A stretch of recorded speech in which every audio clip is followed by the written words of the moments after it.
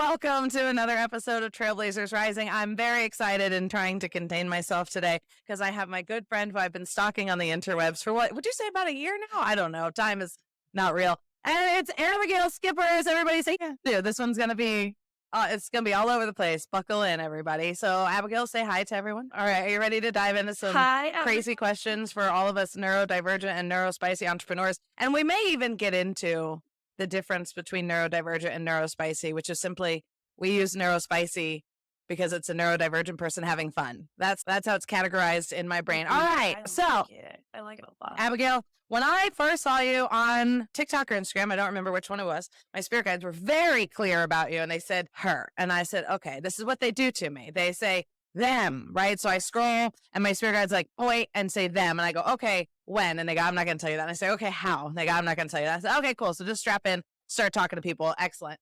As we've been communicating and I've been learning about your digital nomad lifestyle, which I am envious of as a married woman with teenage children, you're free to travel is makes me envious. So what was it that sparked your entrepreneurial journey? What sparked that fire in you? And don't spare any details. We want to know everything. Yeah. What a question to start with. I love podcasts, and it's just a good excuse to tell really fun stories. Like, it's so fun. Okay, so it's kind of like two pieces to my entrepreneurial journey. Because so in high school, I was a terrible student. I rarely showed up to class. I was obnoxious as I was there. I think that's pretty really crazy. So when I was in high school, I knew very young that I was neurodivergent, and so by the time I was in high school, I was like, yeah, I cannot live this way. I cannot go to class this many hours a day. And I happened to inherit a small dog kenneling company. So my brother, older than me, had built this dog kennels in our bar, really, really country. And he went off to college, and I got to run this business. And so I had this very unique experience of making minimum wage at my job, and then coming home and making $100-$200 a night kenneling dogs. And I was like, this is terrible. Like, I'm working so much less hard for all that. Like, clearly owning a business is the way to go.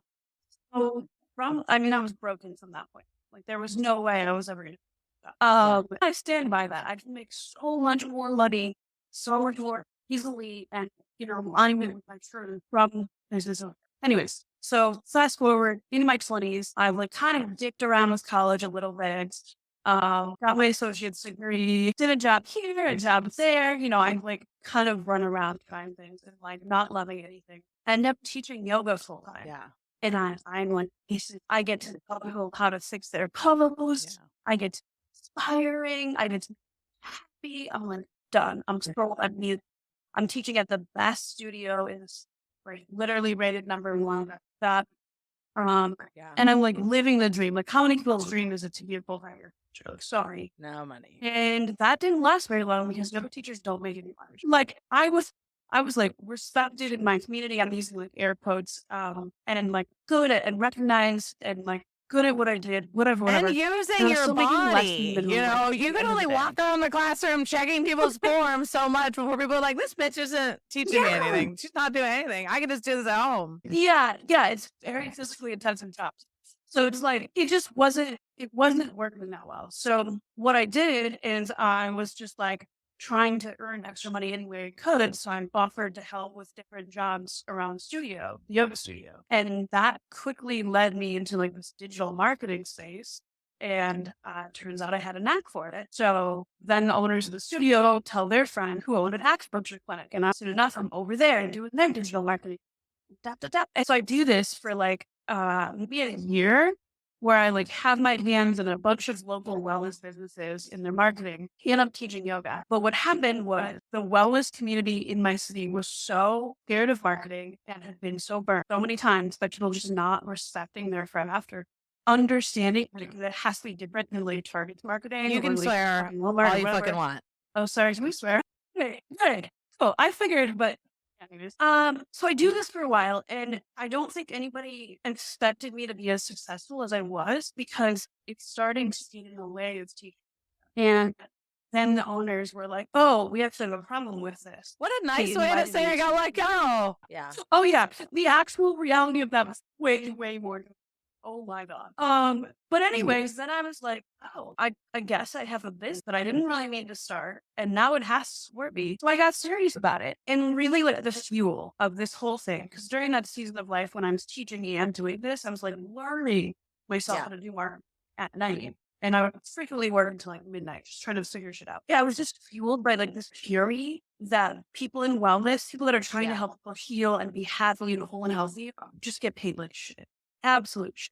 Like, and that anger drove me right up until I burned out 2 years later. Like, it really built this entire first leg of the business. Just mad. Yeah. I want people to have So more when money. it comes to digital marketing, I'll tell you that is a its own beast in and of itself, and everything that it covers and everything that it includes. And what I have been most surprised about on my entrepreneurial journey as a, neurodivergent business coach who is also a psychic intuitive, who is also an energy healer. So I'm very involved in the wellness space, the witchy space, the neurodivergent space, right? I didn't realize all the different forms of digital marketing that one must do to be successful in business. So, like, I love social media marketing. Check me out on TikTok if you haven't already. That's probably how you found this here podcast. I love social media. Social media makes sense to me. I love building a community. I understand copyright, but natural it is not for me. So I like to work with T or work with my partner over at the Neurospicy Academy, Christina, who is a fucking genius when it comes to, like, she creates the kind of copy that makes you go, hold on, I gotta write that down, slow down, hold on. So in the digital marketing space, what is your favorite? Oh my God, that's a good question. Honestly, I'm gonna go like super micro here. My Why is ultimate that? favorite is Instagram stories. I love the temporary nature of it, which I know like that bothers some people, but to me it feels like a playground of experimentation and connection. And it's such an interesting like private door into my life, right? Because like whatever's happening in my life, whatever, and they can DM me directly and have a connection like that. Where else can that happen on the internet with such fluid connection? While we have the freedom of it's not gonna last. Oh, can last, but it's not. Like, I just think that's so much. I've made not the Do majority you of my have money, any but the tips majority for of the my rest money of us through that would social like to media has get come more from DMs in our Instagram. DMs? Oh, you know I do. You do. Okay. So right now I have a couple clients in this, but one in particular I'm thinking of where they're very specific business brand. Okay. And they don't have like a spokesperson or like, you're the face of your business, Melanie. This is like not that. So they're trying to personalize a brand. Well, I'm personalizing it for them without that, which is a huge barrier of entry. And what we're using, so this is like, please people, put your face on your social media if you're, oh my God, please. You're going to mix it with more money. But whether or not you do that on your Instagram stories, how do you get people to start interacting with you? Is to start using more of the features that Instagram stories provides for that, like the polls, the questions, there's that little like sliding scale that you can ask people, like, and stuff. It like sounds like honestly like not creative enough. Like I should have something spicier in my back pocket. And sure, like there's right ways to do it and strategy. If you just start using ways for people to interact with you and start actually talking to your audience, asking them questions, then engagement goes right out and people start connecting with you like you're a real person. Yeah. Which, on TikTok, they don't really realize you're real. I love a good But Instagram story. And as a 37-year-old millennial woman, if one more person tells me not to use the fucking boomerang feature, I'm going to be like, then why did they leave it there? Also, this is something we were talking about this at the Neurospicy Academy in one of our Rebel Roundtables. I think it was last week. And I was teaching people about Instagram and Instagram stories. Funny enough, we should talk about it now. And so we all made an Instagram story together and like tagged each other and all of that sort of stuff, right? And this is my one caveat to the millennial use of social media. Stop tilting your text. Stop tilting your fucking text. Text is 90-degree text is just stop tilting it. It's so amateur. It's so awful. It is so you're gonna be my first client. Like it's so amateur. It's like not a good user experience at all to like try to read text on a like And you know what else is good Why? No, it doesn't make about any sense. using Instagram stories? So, and I'm sure you are this exact same way. I don't use social media for my personal life anymore. I am literally, the amount of time that I spend scrolling, because I have that baked into my calendar because it's important for my business and I fucking love it. Like the amount of time I spend scrolling TikTok, Instagram, LinkedIn, posting over there, doing all that. I'm branching out into YouTube. I don't want to look at it again.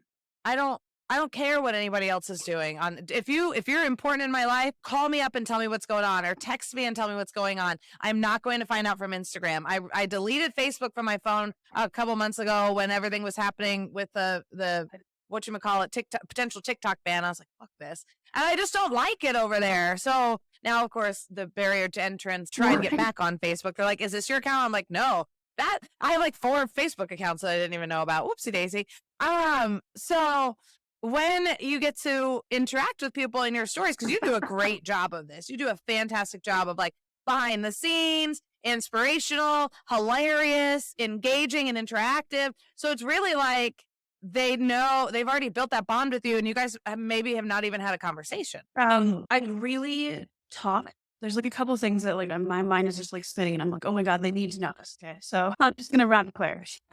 So there are like certain topics. I have what I call anchor stories, where I'm repeatedly sharing similar content so that my audience knows what to expect from me. That actually more likely to go seek it out. This is specific to Instagram stories. A little different, obviously, other places, but like my anchor stories are things that I post that are already a part of my life that I know represent what my ideal client wants from me. Right. Like, so a classic, something that's on my stories constantly is like me going out to eat and having like beautiful meals and like moments with my friend. And I share it because like, oh my God, I love it. I love it. But I know that it's like a larger audience. That's their goal too. They want to have the money for it. They want to have the time for it. So I'm sharing, showing my life very naturally, but I'm also saying to these people like, hey, I have what you want. I can help you get there if you work, right? There's no weird pressure. Okay, so that is something I'm super passionate about. Everyone should have anchor stories. 2 to 3 things that you consistently post about. So much alleviation of brain power. ADHD moment. Buffering. What was the second thing I was going to say? Buffering. It left. If it's it'll come back. Well, it is important. Our next topic that I want to get into with you, because we've talked about this at length. Yeah. And you briefly mentioned it, is we know that running a business can be super stressful, and that you and I, working with entrepreneurs, see burnout every single day. Every single day. So what are your favorite like self-care practices to stop that cycle of burnout? Oh my God. Yeah, we have talked about this. And I won't go through the whole list because that would be like several hours. But that's a good, that like the level of self-care I have in my life is, I mean, I think I listed it out once for you, and it's like several of specific things that I do to make life work. But okay, so like things, this is perfect timing. This is such perfect timing because 2 weeks ago, I ran out of my ADHD medication, and I cannot get more. I'm in Mexico City right now, and Mexico laws, their medical system is very different than the United States. I'm just assuming most people listen. In the United States, you go to a doctor and get a prescription, you go to the pharmacist, right? So that process varies a lot state by state. And in the particular state that I'm in right now, I can't just go get ADHD medication from a doctor or a pharmacist. So, and like, this is travel, right? This is life. But so I'm like, okay, that route's not going to work. I'm going to like lean into my alternatives. So I'm doing mornings made right now. I'm doing, do you take yours at night or 5-HTP, in the morning? People do not talk about it now. I just switched to morning again, just recently. Magnesium, and then I have like a list of like other things I'm going to buy before I leave Mexico City. So I take lion's mane, cordyceps, which is like for performance, and reishi mushrooms. And those are literally, I take them in the morning along with my Diet Dr. Pepper, and I say, I'll get moving when this shit kicks in, and it kicks in, I say, let's get moving. And when it comes to your supplements, I've been doing more research. You want to make sure that when it comes to mushroom, you want the bottle to say made from flowering only. So it's got to be from the flowering part of the plant. If it doesn't say that, like all mushrooms, the blend you can get, That's trash. They don't use the flat. It's just, they might as well be throwing dirt in there. Yeah. Yep. And you I also would want have to to look for things translate this bottle and see. third party tested, because that means, most of the stuff that you're going to see in the store is not third party tested. So you want to look for that. Do you have like brands that you are like, these are I will send you the link for the ones that I'm currently using, because I really do like them, and I haven't put them on my supplements list yet. But I'll send you my Amazon affiliate link so I get a cut of it. Yeah. Nice. But You guys really, you hear want to that? I'm look for like getting the third party insider trading. testing. And you want to, if you're looking on Amazon, you want to really like read what the bottles say. You really want to read it. You don't, because like there's the Amazon brand blue raspberry that are, what's the stuff for your tummy that's really good to make you go poop poop? Probiotics. I don't know why that was so hard. Probiotics. They have this Amazon brand blue raspberry gummy probiotic that is so good and works so well that I have to like write down when I take them so I don't take too many. Well, as a girl, I have the problem where if I don't take something, then I don't use the bathroom. Like I just literally don't, like it's part of my hypermobility Ehlers-Danlos. I'm finding out the muscles just don't work properly. So like, unless I'm doing something to get those digestive muscles going, they're just gonna be like, never mind, we're not gonna do anything. And then if you have like stress on top of it and you're not, and you're in your parasympathetic nerve, digestion is not number one on my body's list of things to do. I have to make it number one on my body's list of things to do. So I'm very diligent about taking all of my supplements. Even something like your fish oil that's higher in EPA than DHA for an ADHD brain. Fish oil will help you stay regular, and it will help feed your brain, and it will help your skin. Nice. I am a big fan of fish oil. I didn't know it was good for ADHD, but I found that I'm a little depression prone. So if I don't intentionally list that baseline. Fish oil is really, it packs a punch, and most people don't think about it. But you aren't going to see like an instant result from fish oil. You got to take it for a couple days, a couple weeks, and then all of a sudden you're just going to be like, I actually feel pretty great. Like I'm not relying on caffeine, and I'm not super irritable. And like I feel really just functional, because our baselines are low, man. Can I tell you this story about so in my early 20s, I was very diehard, pure organic. I was raw vegan. I was like, no supplements, nutrients, food, which is like obviously insane because our food doesn't have that many nutrients anymore. Whatever, 10 years ago, we would have learned. And anyways, so I'm in this phase of like, I don't need supplements, And I'm not taking any pharmaceuticals, which I had previously taken quite a bit of to manage, brain. And so I realized, I go to a naturopath for some other stuff that's happening, and she does muscle testing, and she sees the depression written on my body, and I'm like in denial. I'm like, oh, it's sorry. No, it's not fine. Yeah. It's not. So she gives me D5-HTP, this like supplement that helps. I don't understand all of the science, but it helps you keep serotonin. And maybe you actually can explain the science. But in this case, I'm like, you know what? It's fine. Like, I'll take it. Like, this chick doesn't know what she's talking about. Like, I'll be fine. And at this time in my life, I am working third shift at a terrible job that leans into my weaknesses and is like genuinely not a safe environment. And then I'm getting up in the morning and I'm like, so I'm not sleeping, and I'm going to college classes all day. And then I'm coming home and I'm doing my college homework. And then so there's no reason for me to be happy in this season of life, is what I'm telling you. There's no joy in this season of life. It is survival. I don't recommend it. But the craziest thing happened to me. I'm walking up the hill from the hospital that I worked at night. One morning, so I'm leaving work, I'm exhausted, and I'm walking up the hill to my house, and I'm thinking, what a nice day. What a nice day. Yeah.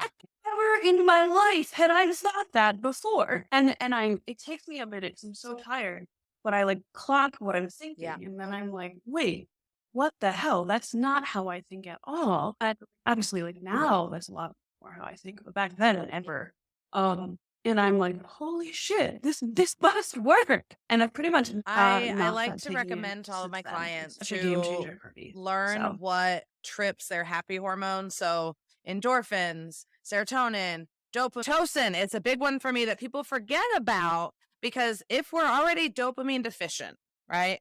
So it's not even like we have to climb a mountain. We have to climb out of a hole, then get on the hill, and then climb up the mountain, and then be on the mountain and find out there's a whole nother mountain on top of it that we gotta climb before we're like there where we want to be. And then this peak is really small, and you can only stand on it with one foot trying to balance, and then you're gonna tumble back down again. So it's like, maybe I can't rely simply on trying to build my dopamine up, right? So like oxytocin for me personally, now that I've done so much mindset work to like be able to see how nice a day it is every day, I want that to be my baseline. The oxytocin hits that I can get just from like petting my dog, or like when he lets me hug him, and how I just like look at him. I say this thing to my husband all the time where I'm like, I would marry you again.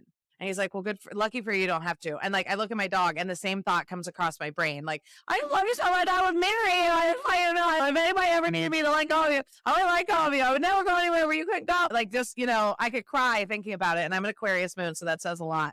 So like, if you can write down, and so I have a whole list in my self-care planner of happy hormone cheat sheet, right? So you can, on a down day, say, these are the supplements that help me the most. This is the movement that helps me the most. This is the show that helps me. Like, these are all the things that I can do on a low energy day that is flirting with unhappiness. That's so huge. And I have a list like that somewhere, actually. I don't know where. I would have to find it. But so for me specifically, in this season of life where I'm like, okay, we're gonna try to do life without the ADHD medication.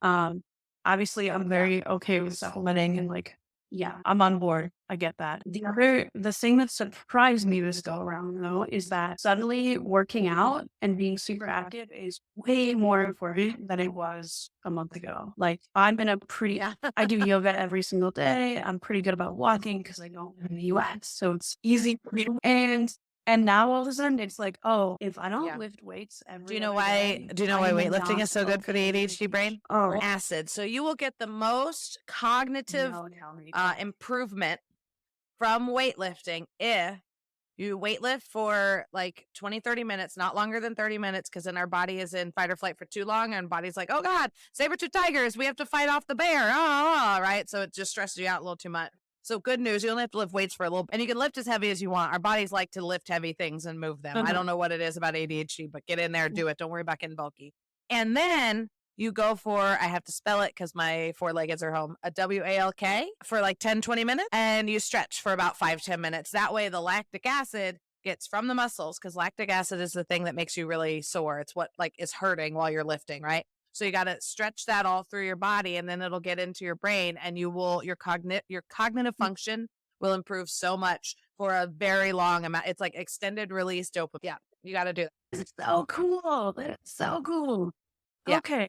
That makes, especially I love the key of like 30 minutes, because I, like many people that chase endorphins, have very much. Well, and if you think about it too, scientifically, they attribute the neurodivergent person, right? So if you just think of neurodivergent, autism, ADHD, dyslexia, all that, they all are just this one big spectrum.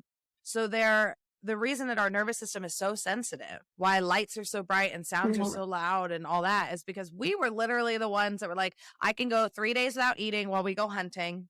I can hear a twig crack a mile away in the forest and know that that's where our prey is.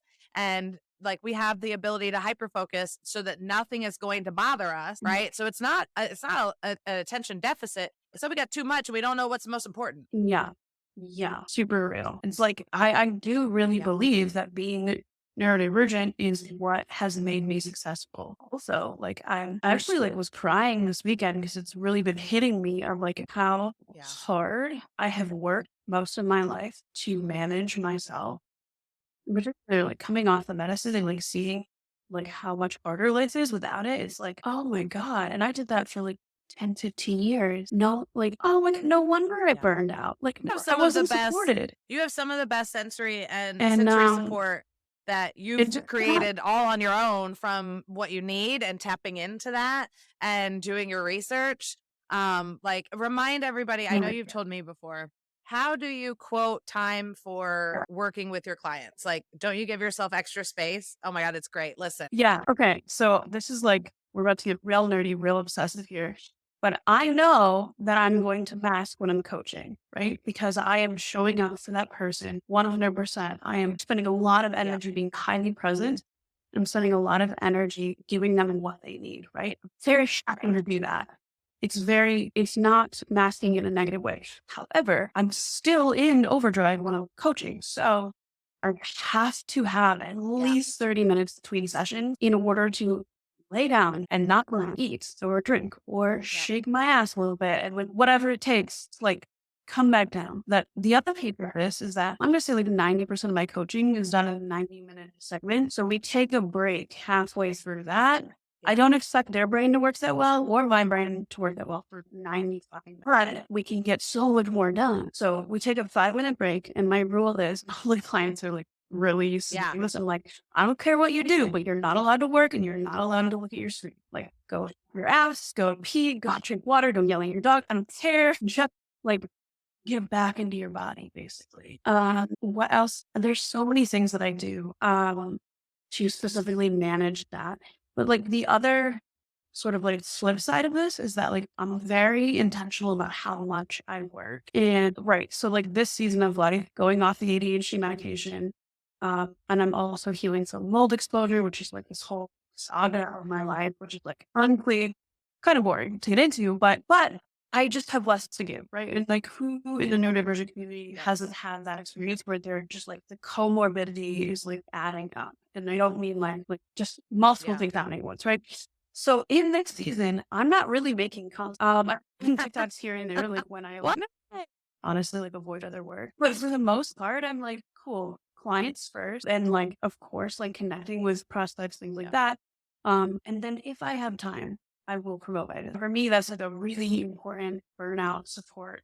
You know, Building that's that there such are a good parts of my business example that don't of have to healthy happen hustle. if So I my have time. partner, my business partner and I, Christina, we are really trying to navigate and teach at the Neurospicy Academy healthy hustle, right? So you can give your clients your all in a 90-minute session by making sure that there's a 5-minute break in between, by making sure that you get lay down time, by making sure that, you know, when we break up our day and say, all right, so what do I have to do today? Okay, well, I know that I have this call at 2 p.m. and that's going to make me be very social and be very on. So I'm not going to sign up for social events that morning.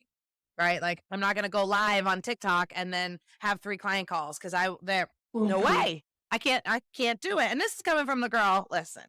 Trauma drive is real. When you are in fight, flight, fawn, or freeze, and you don't even know it because none of us even knew that we were. We're all coming to terms with it now. I literally used to be able to get the really busy restaurant, right? So I used to be able to wake up, go live while I was building my business. Wake up, get the kids to school, eat breakfast, go live and do my makeup, go to work at a very busy restaurant that will not be named unless you know me personally. From 11 to 5, go to the grocery store afterwards, maybe hit up Target, maybe go out for drinks with the girls, come home, cook dinner, get the kids, wash, rinse, repeat, do it again. And there were even more days where like I would wake up, get the kids to school, go to the gym, do my schoolwork because I got my degree in 2019. Go to work at 4:45, get out of there at 10 p.m. I can't even go to Walmart and Target in the same day now. Right. Because now, and I'm like so the same, right? Like I worked and full time, went to school full time. Was in my 20s. It was like, and you should have seen the way I built this business. Oh my God. So I so relate to that. And it's like, yeah, and it's kind of like that paradigm of like what got you here is not going to get you to the next level. It's like, yeah, cool. Glad that I can hustle. Glad that I can work hard. Glad that I can drain my energetic resources. And cool, if I want to be happy, healthy, and truly help my clients create that, I don't get to fuck around with that. I have to be connected and listening to those super obnoxious cues of like, hey, we need water. And so knowing, right, it's like, I really do believe it's like, yeah, the next level will require nervous system regulation. Well, I mean, if and you like think next, it sounds like my stupid. business partner Christina said this to me yesterday, and it's gonna be all over my marketing, so get fucking ready for it. How long do you want to keep working as hard as you are now? Like, how long do you want to keep working this hard, right? So if you're telling yourself, I don't need a coach, ask yourself, how long do I want to keep working this fucking hard? How much? And we know everybody either wants more time, money, or energy, or they want to save time, money, or energy. Those are the only motivating factors for anybody to hire anybody in business, right? So if you're happy with the amount of output that you are required to do each and every day to be successful in your business, you don't need me. But if you want to get to that next level and know what the right steps are and how to overcome that fucking imposter syndrome that pops up every goddamn time you start doing something new. It's like, who the fuck? Who do you think you are again? I'm like, wait. I'm trained for this. This is what I do. This is my specialty. Yeah. Every once in a while, I'll be like, okay, this is what I tell everybody to I'm do good at too. marketing. Whenever that imposter syndrome starts coming in specifically for you and your business, right? So whether it's people attacking you on the internet, anyways, whatever it is, I want you to talk to somebody that knows you in your life, but doesn't know, like, doesn't do what you do, right? So if my father-in-law, he's coming in town this month, right? So we're hanging out, and he gets real excited. You know, I've been married to my husband for since 2006. You guys do the math. I'm not good at it. I got dyscalculia. So he's like my second dad, right? He's known me since I was teen years old. Anyways, so he always gets so excited. He's like, "How's your business going?" And now I have this new venture at the Neurospicy Academy, and I'll start talking about, you know, whatever it is we're doing. We're talking about marketing this week. We're talking about business design this week. We're talking about mindset this week. And you know, the way they kind of just go glazy eyed, and you're like, I know a lot about my subjects. I know a lot about what I do, and not everybody knows that.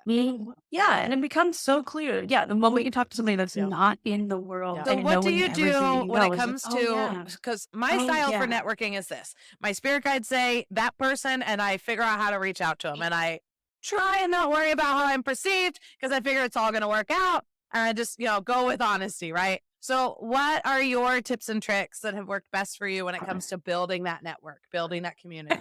Oh my God. The first thing I have to like admit here is I have a huge advantage, or a couple huge advantages. One, I grew up with a very, very extroverted mother. So I thought it was normal to go to the grocery store and make new friends every time. And in my little autistic brain, I was like, watching my mother, and this is how humans do things. Cool. So I learned, like, I got the imprint of pattern of like being very connected and outgoing super young, just from watching her and mimicking her, right? So I will be the first to admit that that is like a huge advantage. And if you are anywhere, you know, neurospicy, if you can get around somebody that's good at networking and learn their pattern, like that's like the best fucking thing that you can do, is just like, and have, like, learn from somebody that you like, right? Because you're going to be mimicking us. Like, know that about yourself. Yeah. But the second thing that I think has worked really well in my favor is that teaching yoga, people got to know me. So I've had this sort of following community of trust from doing something totally unrelated. And this is, I think, so key with networking on social media, right? Like, nobody actually cares about your business. Like, sorry guys, but it's true. Nobody gives a shit about your business until they give a shit about you, right? So, like, Melanie, you're such a good example of this. Like, you share things about being neurospicy and making that work in your life. And I don't know, like, you know, chicken or egg or how that worked for you, but that's why people care, is they have buy-in from all of this, like, great things that you're giving anyways, right? So same for me. I have this yoga community. And by the way, I taught yoga in like 7 years, maybe 6 years. And I still consistently have 1 or 2 clients at a time from that era. So it hangs out for a long time. But now the networking is, I will often live in community because I'm nomadic, travel around. So I have my own apartment. We're in the kitchen. You can see all my little projects sticking out in the background. But most of the time, I actually live in community with other digital nomads. So naturally, you're sitting around the dinner table, you're hanging out, you're buying groceries or whatever it is. Just being a kind person gets you so far. And like, one of my friends is like launching a retreat right now. And I met her at a collab. And so I've given her feedback and support on her website, just like her friend. But what happens from that is, and by the way, like, I asked if she wanted it and then gave it in a digestible volume, right? I'm not just like spraying knowledge on me, which I had to learn the hard way. But what naturally happened is, so she has a win with me. She supported, she tells those people come to me.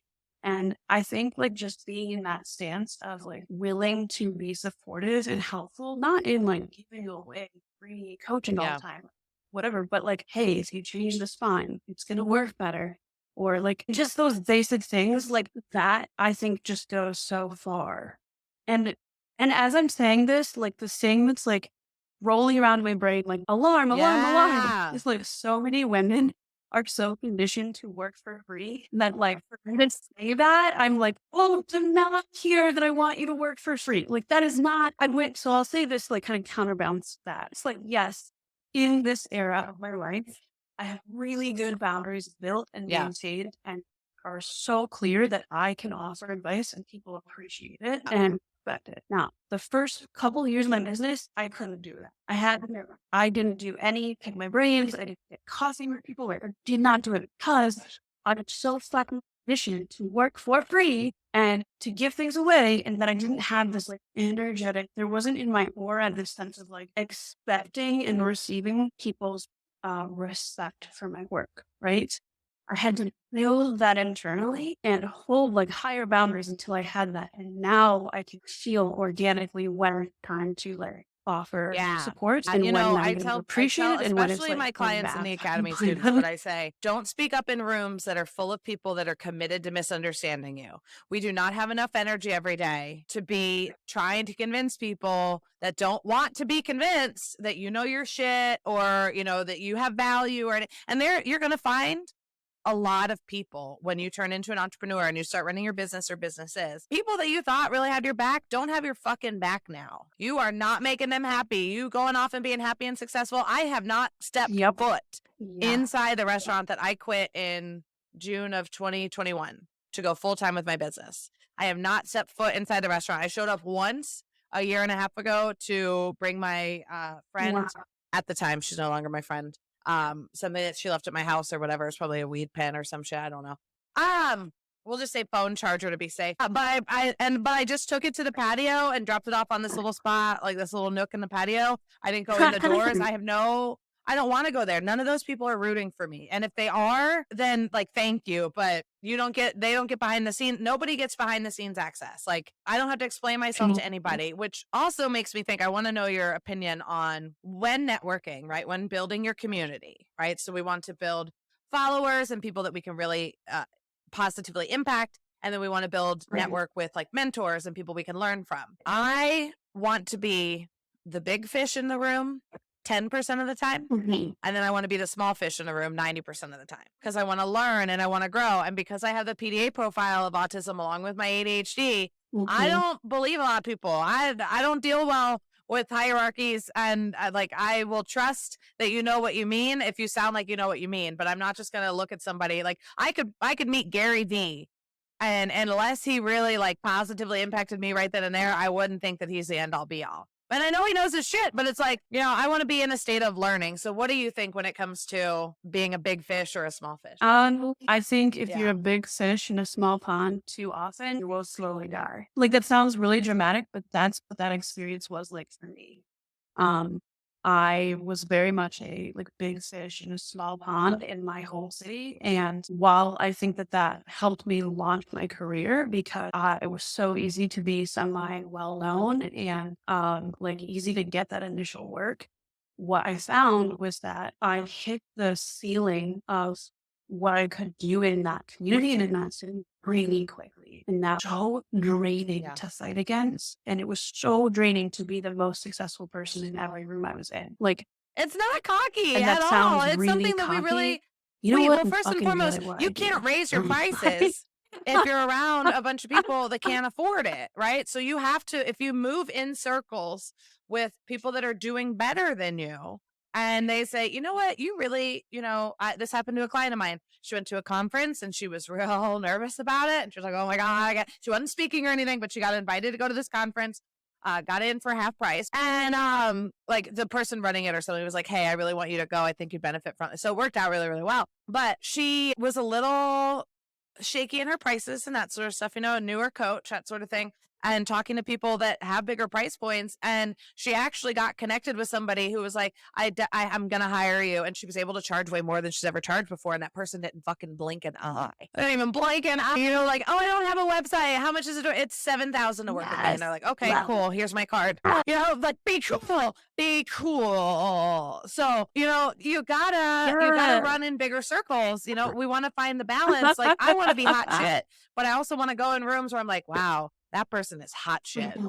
Right. And for me, and I don't know if you've like dealt with this, but for me, there was so much. I don't even know if imposter syndrome is like the right word, but I would feel why would those big fish, why would those like people that I look up to want to be friends with me? And honestly, I had to get the fuck over that. And I think like it helps. So there's like a couple of mindsets that I have going into those kind of relationships because now I do have a lot of friends that are more successful than I am. And it is so cool. It is so cool to have that bar raised. And so like the first sort of mindset that I was holding is like, let me think about what I have to offer this person. Like, let me actually make a list, whether it's in my head or whatever, who cares, of like how I'm bringing value. Because nobody, and I know that you felt this, I think we talked about this before, but like the last thing in the world I need is another person that wants to hang out with me to like be in my energy. Like, no, you can pay me for that. Like, if you're just showing up to a relationship with me, trying to get something from me, and you're not offering anything, Not well, attractive. one, that's like actually a really big victim mentality.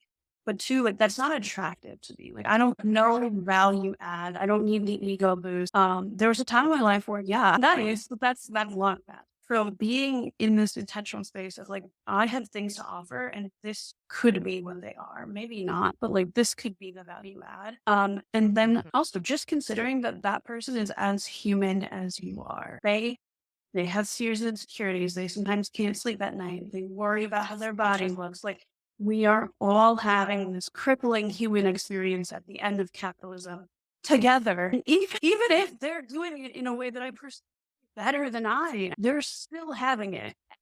And they're Yeah. still humans that need love and support and affection and to be heard and valued. Not put on a Well, pedestal. it's not, here's the mindset I reframe that have I one always more do for too. you. It's Let's not see that if they're my doing brain better will than me, like it's that they're pull it farther in. in their journey. They're just farther in their journey. Well, I do like that. Yeah. Yeah. And I mean, value Yeah. in and of They figured itself something out. Barrier is value. so eye of the beholder. Like you said, a victim mentality. If somebody is stuck in that victim mentality, I stopped hanging out with somebody because like me and my spirit guides were having conversations about this person where I was like, I think it's time to like not reach out to this person anymore. And I don't want to hang out with them anymore. I don't really like their first reaction when I said, oh, I'm just going to do my business. I'm going to quit my job and do my business full time. They're like, oh, well, if you think you can, that's check number one on the list of what the fuck. And this is the thing that they said that made me go, I'm not reaching out to this person anymore. And I'm also not going to be available anytime they call and say they want to hang out. And I know that they'll just trickle away really fast. They said to me, oh, well, I just feel so much better after I hang out with you. Yeah, because you drained the life force out of me. How am I feeling when I'm done hanging out with you? Not great. And it's not like, are they good enough? It's like literally just, are you valuing the same things, going in the same direction? And like clearly they are not. And like maybe they will in some way, but yeah, you can't fuck with somebody that's questioning you, making big, exciting moves. You need to be insulated. Oh, I feel so strong about this. You need to be insulated. If you're trying to do anything that's slightly different from the norm of like eating a ton of junk food, working for corporate America, overspending, like if you're trying to get out of that at all, you have to be insulated with people that bring you. Like, because the world's gonna tear that down. This is like such a perfect example of Looks this. great from Happened here. last night. Okay, so I'm like also what's happening with my hair. This is insane.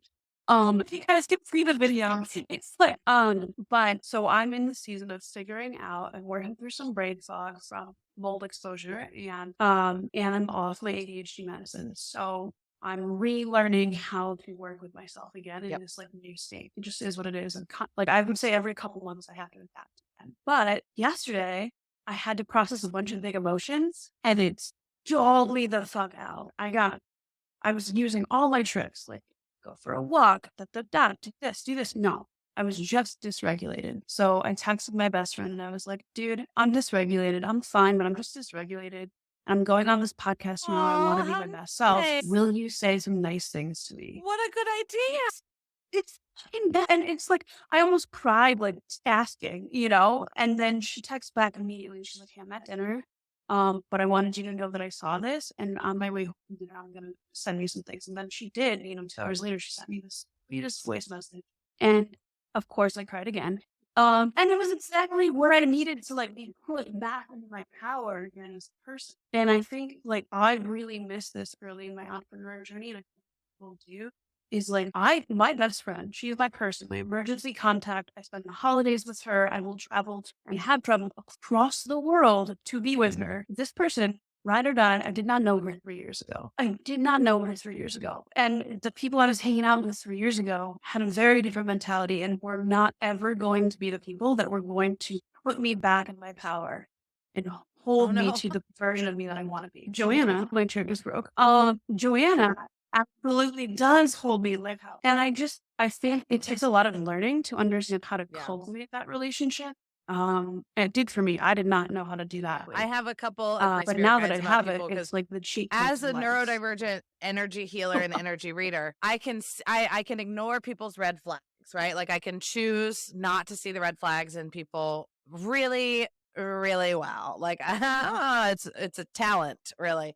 It's a blessing and a curse. So I have an agreement with my spirit guides that if they remove someone from my life, right? So if somebody just disappears from whatever reason, friend, obviously not a romantic relationship because it's been the same one for 9 million years. Love you, babe. But I made this pact with them where I was like, if somebody leaves, I'm not going to fight it anymore. I'm not going to beg them to stay, and I'm not going to waste any time or energy saying, I wonder why.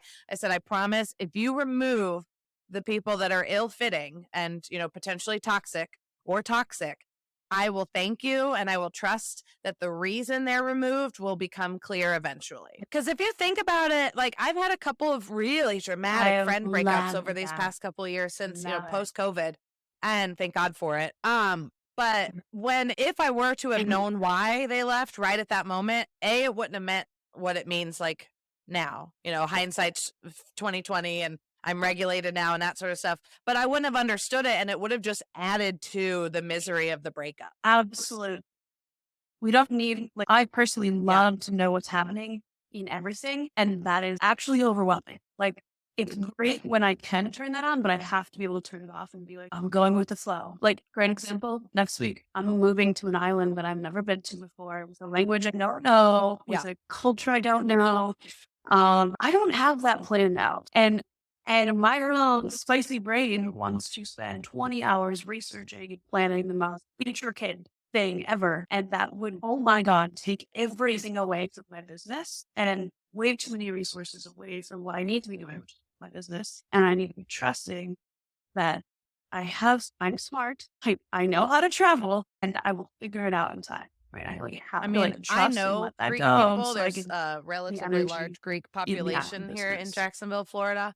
And they are so loving and welcoming and they'll feed you. When I tell you there are some cultures that just want to feed you, Greek is at the top of that list, maybe. And it's good food. It's like that kind of food that is like healthy and sticks to your ribs all at the same time. It doesn't make any sense, but it's perfect and it's wonderful. So you're going to have the best time. I just absolutely know you're going to have the best time there. They are an incredible people, very welcoming, very warm. Like if anything, now that I am super unmasked and I'm aware of like how energy affects me and how people's hugs affect me, I could be hugged by Greek people and have no problem with it. Like I'm picturing my one actual friend who's Greek. Her kid is about the same age as my kids, like right in the middle. And she's just like the sweetest angel you've ever met in your entire life. And they like to have a good time. That is so cool. That's so good. Here for it. I'm ready. I'm ready for some clean air, some good vibes, baklava. I can see how you mix those up. I want to tell you too. So before I get you to plug your spot and before I get you to answer the lightning round of questions, I wanted to tell you, and this is for everybody listening too, 2 of the best supplements to help ADHD specifically are saffron and L-tyrosine. I will tell you there are 2 disclaimers. Saffron has shown really, really great results for mood, right? So neurodivergent or not. But you have to be very careful that you're getting real saffron because it's more expensive per pound than diamond. So, you do your research, make sure you're getting real saffron. You can either get the actual little saffron strings, or you can find some good third-party tested quality supplements with saffron. And L-tyrosine is fantastic. It is like a building block for protein. So that's, again, why a high protein diet is so important for neurodivergence. But with L-tyrosine, be careful because it can cause headaches if you take too much of it, or if I couldn't tell exactly why I was getting the L-tyrosine headaches. So you may have to not take it every single day. But both of those, like if you have to like harness your hyperfocus and get a couple hours of work done, saffron, L-tyrosine, and it will be a laser tractor beam, just straight in. Nothing will get in your way. It's so cool. Like, Yes. I do have a lot of respect for pharmaceuticals, particularly in times of crisis. But like now that I have the energy and the stability in my life, my business to troubleshoot the more natural options, Listen, they're equally, if not there was more a lot. Okay, so effective, I interviewed a so naturopath much doctor, easier Dr. to get Alicia, than like on a an fellow hour episode thing. of here. And okay, so there's this quote from this other doctor, Dr. Megan Walker. Okay. And this is what Dr. Alicia, who was on my show, said. Dr. Megan Walker talks about how MDs, right? Medical doctors, not the naturopathic doctors. MDs are really here to make sure you're not dead, right? To walk that line of fine, right? So do you have a disease? No. All right. But they're not here for wellness. They are not here for thriving, right? So, pharmaceuticals are good for that line of fine, get you back to some sort of status quo operating homeostasis level. And then to really elevate past that and get your self-care going and get your cognition where you want it to be. Because we have so many things in our life, from your neurodivergent brain to your environment, which you're now seeing the effects of and whatnot, to the people we spend, like there's so many things that are interacting, your mood, your brain fog, your fatigue, all of that, your energy. So we really would, if you have the ability to, start supplementing.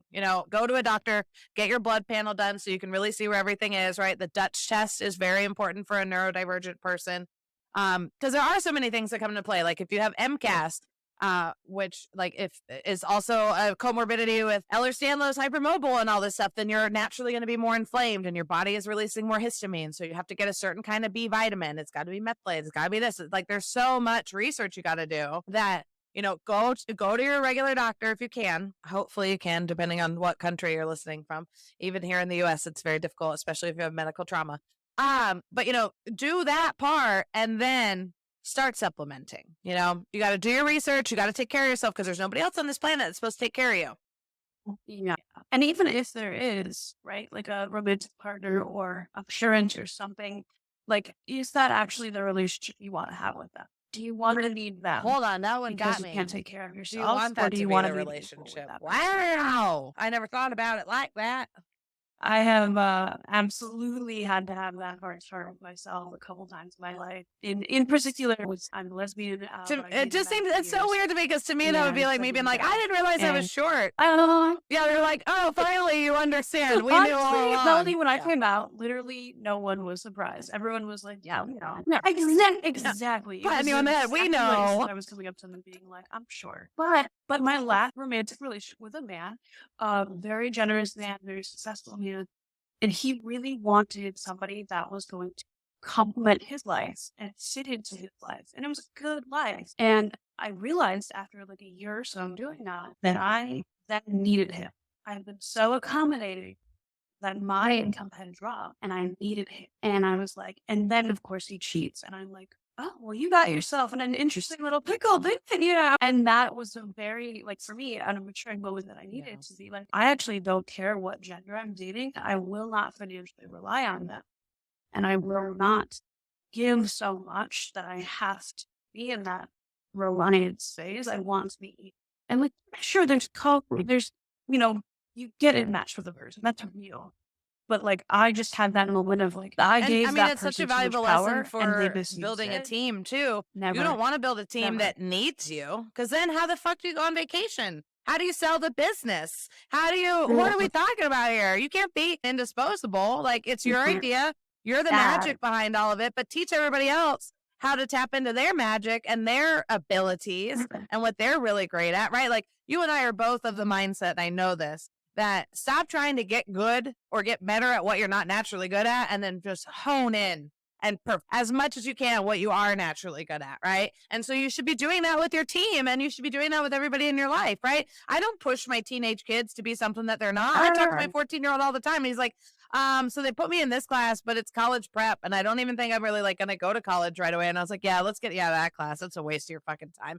What are you talking about here? Like, no, no way, not at all. So, really seeing people for who they are and like bolstering and helping them become better versions of themselves. Hell yes. Hell yeah. And I would just add that like I think a big piece of what can drive our need to control and insert ourselves in those situations when we don't need to be is if we've given them too much responsibility too fast. We don't actually trust. Like I'm a big believer in like slowly widening the window of tolerance on everything, but especially on work people for business. Give them a small task and see how it works before you hand over the keys to everything. I feel that way about coaches. I feel that way about all of it, right? Like take a baby step, see how it actually fucking feels. And then it's so much easier to actually trust that person to do what you're hiring them to do. We gotta learn somehow. I tell you what, we all have our learning styles. Mine is personally until I can't take it anymore and I need to change. Oh my God.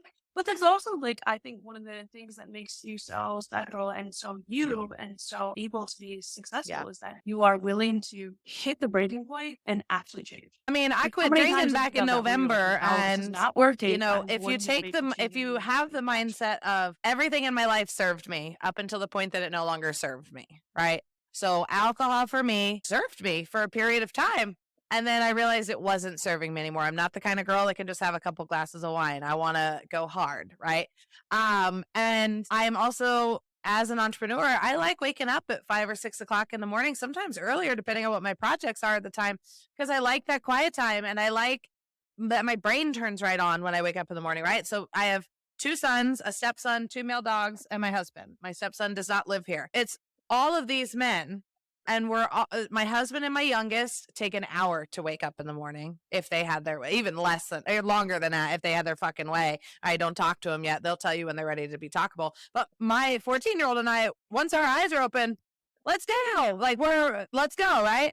So it's so important too to like evaluate where you're not being very intentional, where you're not being very mindful in your life. Because as an entrepreneur, your life and business are enmeshed. I don't know any, especially if you're neurodivergent. I just don't know any other way around it than you being like, all right, well, I can go to lunch with you on Friday, but then I have a client call that I have to take in the car afterward. Like it all flows in together. It's one of the reasons we got into business ownership is so we could do whatever the fuck we want to do, but you really have to think about what helps me. And alcohol wasn't helping me. Super real. And in part, right? I have some habits that I know are not serving my business or my overall being, and I haven't figured them out yet. Like, I think, especially with the superpower of heightened self-awareness, like we have to be really graceful with ourselves of like, you're not going to make every change at once. And it's okay. Like, and I'm thinking specifically of watching TV before bed. Can I tell you something that is going to make you love me more? I've been working on that habit for like 2 years. Okay. All right. So there's a new creator. Well, she's new to me. I don't remember her name or anything. She's on TikTok. That's where I found her. And she was talking about how, and this made me so happy. And it makes all the sense. And I haven't done all my research to back it up yet, but it just makes so much sense. The ADHD brain does not like the quiet, dark stillness. So all of those sleep hygiene habits that everybody says, don't watch TV as you fall asleep, make it like this, do this. The reason that our brain clicks on as soon as you take away all that stimuli is because your brain is stimming. So if your brain, when you try and go to sleep in the quiet without a show or anything, and it starts going, all right, you have 2 options, right? You can start trying to visualize tomorrow and how you're going to have that, or you can start replaying all the fuck ups you've had in your entire life all the time, right? Or every fight that you would fucking have with those bitches now if you were to run into them at the grocery store. So instead, if you were the person that falls asleep with a telly on with a show, like an emotional support show, and I've done this, right? I watch my phone in my bed. I have my sleep headphones that are like a headband on. My husband goes to sleep right next to me, but he's a little bit of a snorer. It's okay. I snore too. But I watch a show. It's usually Downton Abbey or anything else. It's like, it's got a lot of episodes, so I don't have to worry about shutting off in the middle of it. And like, I don't have to worry about missing anything. But I've tried to, like, I've been falling asleep to that show before. And I'm like, okay, turn on the guided meditation. And as soon as it fucking turns on or the rain sounds turn on, my brain's like, all right, let's go to work. And I'm like, I should have just left the show on. So try just leaving the show on. I love that. I think that is like such a compassionate way to look at it. It's like, actually, that is overall serving me. And of course it is. Otherwise it wouldn't stick. I will say I do have a couple like favorite meditations that I fall asleep to very regularly. I'm really good about like shifting from the show. Like, okay, I'm falling asleep. Let me turn on this favorite meditation. And it's like very specific, right? Like not all of them will do it. But then I can fall asleep to that and like be hypnotizing myself essentially in my sleep, which I do value. But Nothing wrong with that. I that's like what it was. listening to No, the I British actually people need on that like Downton more Abbey to go stimulation, solid sleepy, sleep, and sleepy. that's Or not else me at it's all. my own hectic, chaotic. So do you want to get up and do something now? Maybe you gotta pee. It's just like, come on, guys. We don't have to be talking all the time up here, but she doesn't listen. It is what it is. The only thing that makes the brain go quiet Clear, is the yeah, stimulant. got It's like, God damn it. And why not? And then I'm not going to sleep. So, you gotta do what you gotta do. But the moral of the story, I'll do a little more research and I'll tag you in the videos, but it makes perfect fucking sense to me right now. I think it makes total sense. And I think it's like, one, like, why are we judging ourselves for surviving in what is truly a society that is not built for us on any level, right? But two, it's like, okay, if I really don't want to watch you before I fall asleep, let me meet that need another way. Like, it's not going to go away. Right. I'm not ever going to be the person that just falls. I love it. So take that on the Yay! table. All right. And So, Abigail, before we dive into the lightning round of fun ADHD questions, tell everybody where they can find you and how they can work with you and all that good stuff. It will also be linked to the video, but I like the auditory presence of it as well. Cool. Well, you can find me on Instagram, TikTok, at Abigail Schippers, and the spelling is a little funny, so you can find it in the show notes or, and just like pray to your gods that you spell it right, whatever path you choose.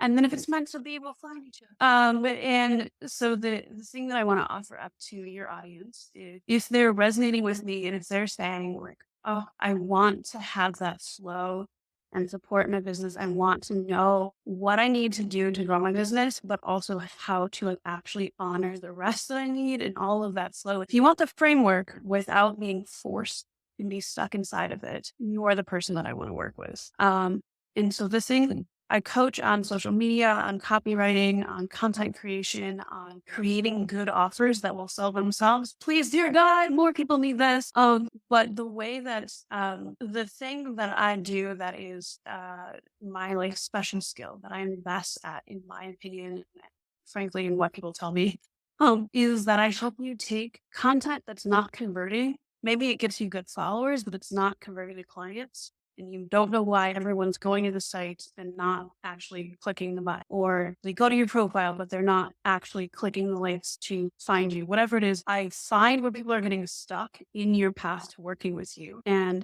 I fix it. So that is what I am really good at, is finding like the problem area and helping you create messaging and content and shit so that people move through that path a lot easier. So I'm very, very passionate about this. I believe in working smarter, not harder. And I think a huge piece of that is being somebody that is like a doing what messaging you want, sleuth. has what you want, and letting them help you. It is the cheat code to life. Yes. And I get in there and I researching the data and what is the competition doing?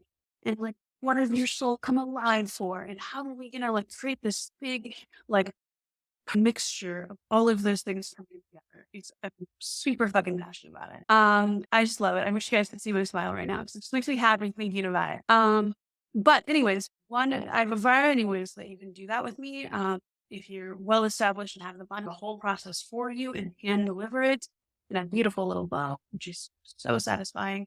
But a lot of people that are maybe establishing their business or just want to get that piece to like see, we do more coaching and consulting. So what I want to offer to your audience, and I really believe that this is super cool, is a 90-minute one-off session where you can sit down with me, get your questions answered, or get my feedback on business, your content, whatever is happening, with no commitment. And I feel really strongly about having this as my offer suite because I want you to be able to actually feel if it's right for you without stepping into a huge commitment right away if you're not sure, right? So anyways, those sessions, they're 90 minutes, they're over Zoom.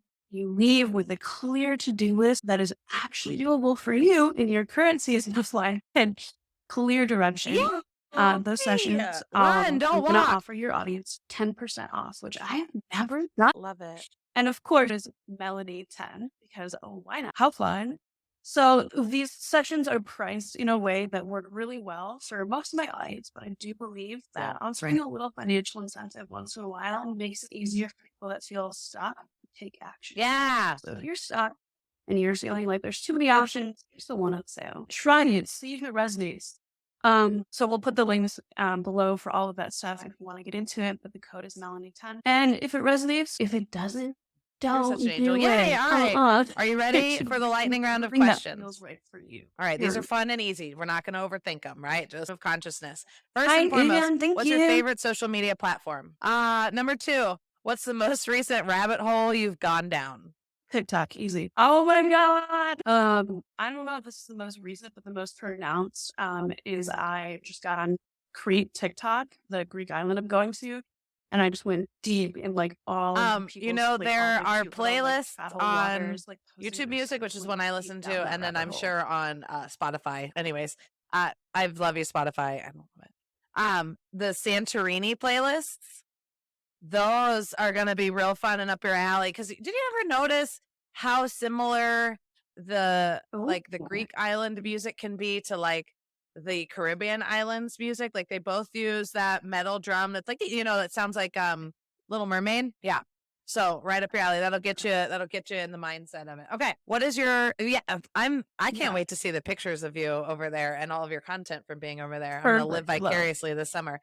What is your emotional support show? It's gonna be so good question. This I feel like it's dying out. Like I'm at the end of an era right now, but Mythic Quest. I do not know what that Mythic show Quest. is. Is that I have a been watching sci-fi that show on repeat for like a year straight. It's ultra nerdy. It's a show about a team of video game developers, and they're all definitely on the spectrum of some sort, and just super nerdy, and it's like this beautiful embrace of like I like nerdy, it. weird people Silicon Valley being is one of epic mine, at what and they do. it helped So, me really I get through a lot recommend. of my male trauma, like not really wanting to be around men, not wanting to listen to men. I mean, with the exception, I have my sons, I have my husband, I have my male daughters, all that. It's not all men. La, la, la, la, la.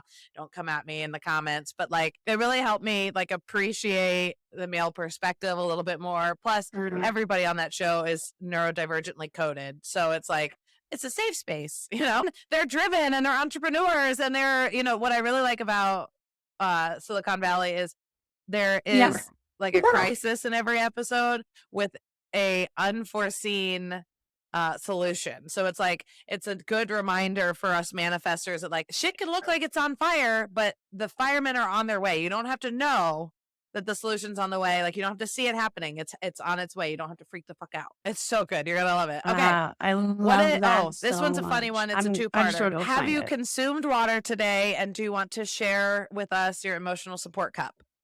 God, I love this podcast so much. I have consumed water, and only from my emotional support cup.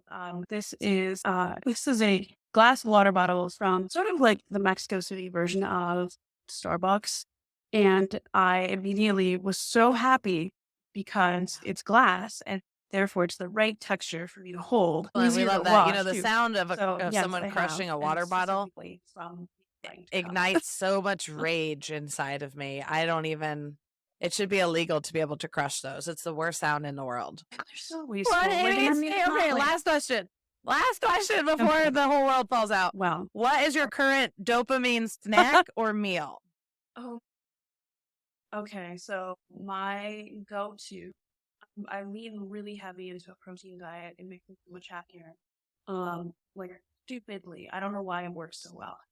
My like go-to, I need a dopamine hit, and I need to like get my life together. I go to a coffee shop and I get a buttery croissant. It's so good. Yeah. A croissant makes me think of waking up at my grandparents' house in Tampa, because my parents would drop us off there for like a week or two at a time. Now that I like think about it, I'm like, I wish I had that with my kids, but whatever.